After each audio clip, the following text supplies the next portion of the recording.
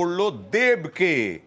দেবকে তলব 21শে ফেব্রুয়ারি দেবকে তলব করা হলো, দিল্লিতে ডাকা হলো এনামুল মামলায়। আর এ নিয়ে রাজনৈতিক তরজা তুঙ্গে। তৃণমূল বলছে লোকসভা ভোটের আগে তো ডাকবেই, স্বাভাবিক।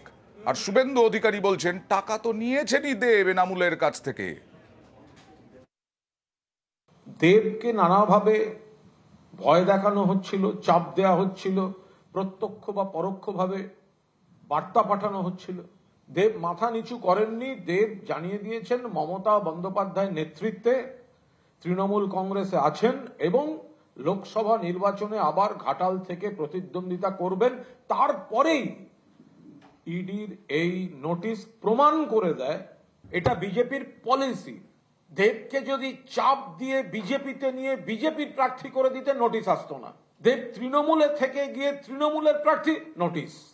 তীব্র বিরোধিতা করছি। টাকা নিয়েছে তো এনামুলের কাছ থেকে, অ্যাকাউন্টে টাকা নিয়েছে। এর আগে নিজাম প্যালেসে ডেকে সারাদিন ইন্টারোগেশন হয়েছে, ইডি অফিস আগে ডেকেছে। ইডি কেন এত দেরি করছে? ওকে কাস্টডিতে নেওয়া উচিত। 5 কোটি টাকা নিয়েছে এনামুলের কাছ থেকে গরু পাচারের, সেই টাকায় সিনেমা করেছে, প্রমাণিত তো।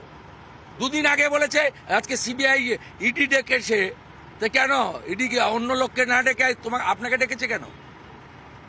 ডাল মে কুছ কালা হয় তো।